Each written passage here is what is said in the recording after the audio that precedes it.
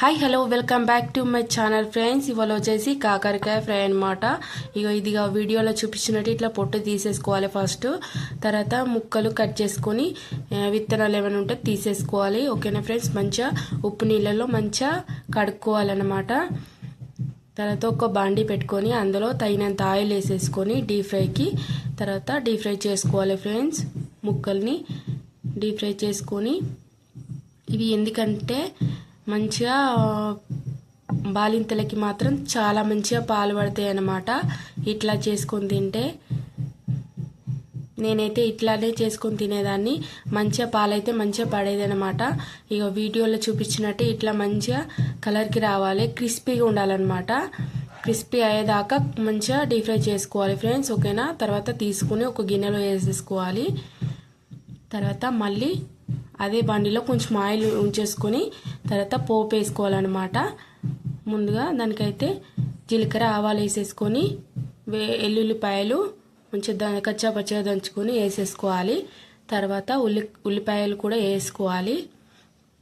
వేసుకొని మంచిగా fry కానివ్వాలి. Operation కనుక అయినట్టయితే స్కిప్ చేయండి, ఉల్లిపాయను స్కిప్ చేయండి ఫ్రెండ్స్. ఓకేనా. తర్వాత అందులోనే కొంచెం సాల్ట్ వేసేసుకోండి.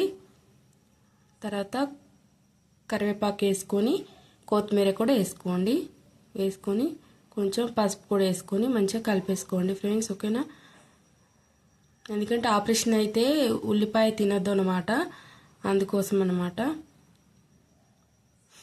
తర్వాత మనం ముందుగా ఫ్రై చేసి పెట్టుకున్నాం కదా, అవి ఇందులో వేసేసుకోవాలి. వేసేసుకొని మంచిగా స్లో ఫ్లేమ్లో మంచిగా కలుపుకోవాలి మూత పెట్టి ఒక 5 నిమిషాల దాకా.